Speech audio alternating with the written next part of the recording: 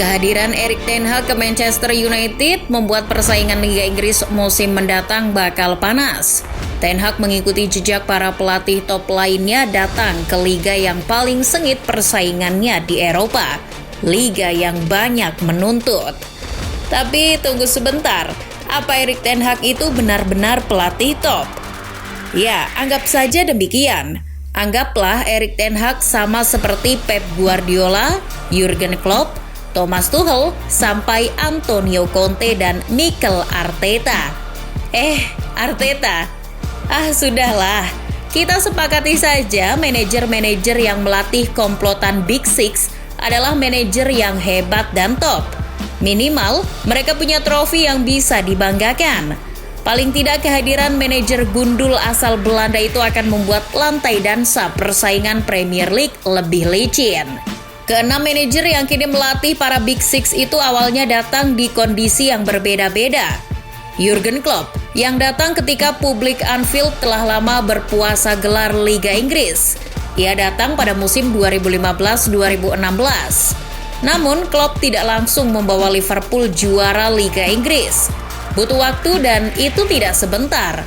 Bahkan Klopp harus menghabiskan 424 juta pound sterling sampai akhirnya membawa Liverpool juara Liga Inggris. Sementara Thomas Tuchel, manajer Chelsea itu lain lagi ceritanya. Ia datang ke Chelsea dengan mewarisi skuad muda yang dibangun Frank Lampard. Mantan manajer Borussia Dortmund itu diangkat menjadi manajer Chelsea pada Januari 2021. Ia menggantikan Frank Lampard yang dipecat. Tuchel datang ketika Lampard sudah membuat lubang di sana-sini. Chelsea arahan Lampard hanya bisa finish di posisi 9 klasemen Liga Inggris. Tuchel pun diminta untuk mendongkrak performa itu dan ia berhasil membawa Chelsea ke arah positif. Di London yang lain, Mikel Arteta menjadi manajer Arsenal pada tahun 2019. Arteta menggantikan Freddie Ljungberg, manajer interim yang sebelumnya menggantikan Unai Emery. Waktu Arteta datang, mantan klubnya itu sedang tidak dalam kondisi baik. Di asuh Ljungberg, Arsenal hanya meraih 6 poin di 6 laga. Hal itu menjadi beban yang lumayan berat untuk Arteta. Namun, ia meyakinkan para penggemar agar percaya pada proses. Saudaranya Arsenal, Tottenham Hotspur mendatangkan Conte pada November 2021. Conte menggantikan Nuno Espirito Santo yang membawa Tottenham Hotspur tampil buruk. Pelatih keras kepala itu awalnya dirumorkan bakal menjadi manajer Manchester United. Namun ia justru merapat ke Tottenham. Sementara MU sendiri makin acak-acakan. Rangnick yang masuk menggantikan Ole Gunnar Solskjaer ternyata hanya bapak-bapak tua yang bisa melatih. Seni gegenpressing yang diagung-agungkan itu ternyata onani euforia pelatih baru semata. Terbukti pada akhirnya Rangnick justru memilih bekerja di timnas Austria. Sedangkan Manchester United kedatangan Erik ten Hag. Untung saja Ten Hag mau melatih MU. Dan untung yang kedua, Ten Hag memberi kesan positif dengan kemenangan besar atas Liverpool di ajang Bangkok Century Cup. Sementara Pep datang ke Manchester City ketika kondisi sudah cukup baik. Manuel Pellegrini sebelumnya turut membangun skuad City dan meraih gelar Liga Inggris. Guardiola datang pada Juli 2016 dengan membawa gaya main yang berbeda.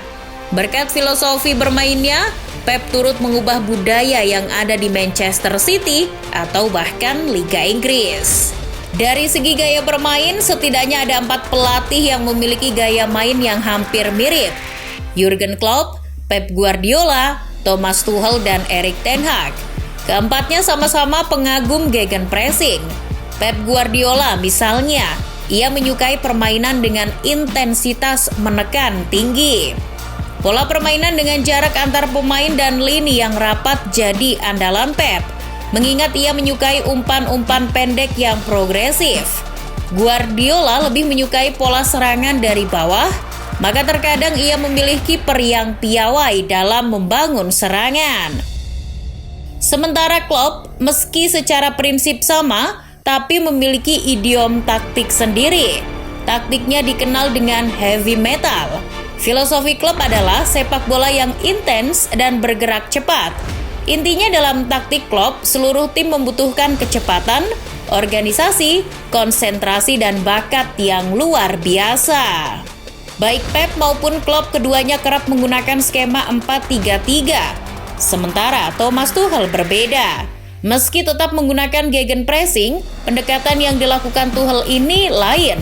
Ia menggunakan 3 bek dalam format 3-4-3 atau 3-4-2-1. Intensitas tekanan dari strategi Tuchel juga tinggi.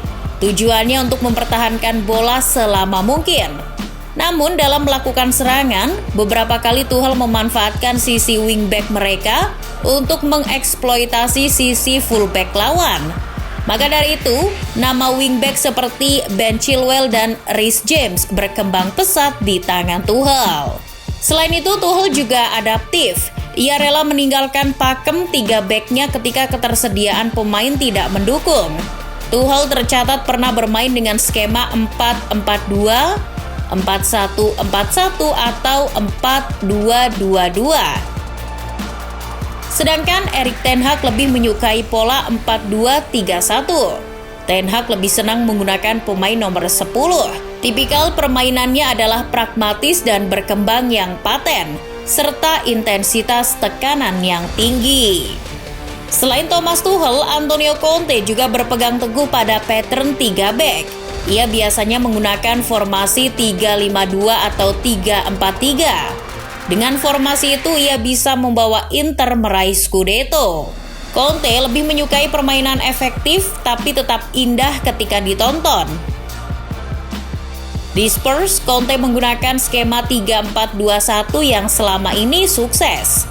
Dalam fase menyerang, Conte biasanya akan mengandalkan sektor sayap.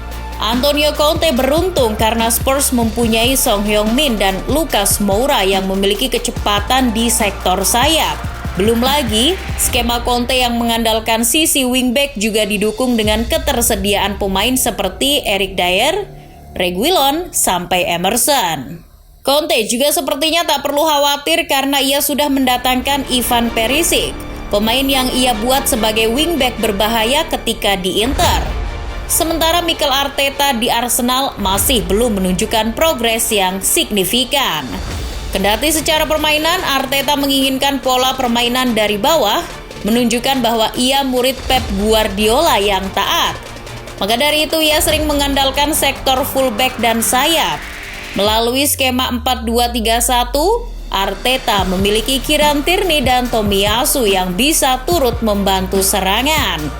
Dua pivot Arteta, Saka dan Partey memberikan keseimbangan di lini tengah.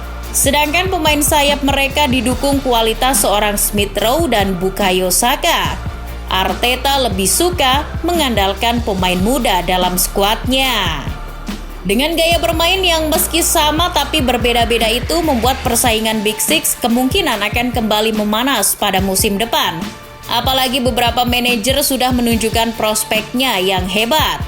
Klopp dengan trofi Liga Champions plus Liga Inggris. Tuchel yang juga dengan catatan trofi Liga Champions dan Piala Super Eropa untuk Chelsea. Conte yang mengembalikan martabat Tottenham ke Liga Champions.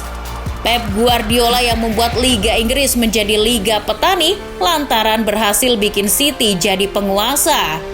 Arteta dengan Piala Ciki yang tentu saja harus ikutan kita hitung. Dan Ten Hag dengan trofi pramusim yang bagaimanapun tetaplah berbentuk trofi. Masing-masing juga sudah mendapatkan amunisi baru. Ten Hag yang meski gagal datangkan De Jong, tapi memperoleh Eriksen dan Tyrell Malacia. Manchester City dan Liverpool yang kini punya dua striker tangguh, Erling Haaland dan Darwin Núñez. Chelsea yang mendaratkan bekas City dan Liverpool, Raheem Sterling, Antonio Conte yang juga aktif di bursa transfer dengan memboyong Yves Bissouma, Ivan Perisic, Richarlison sampai Clement Lenglet. Sementara rekrutan baru Arsenal, Gabriel Jesus sudah menggebrak di laga pramusim. Dengan begitu, Premier League musim depan akan semakin menarik.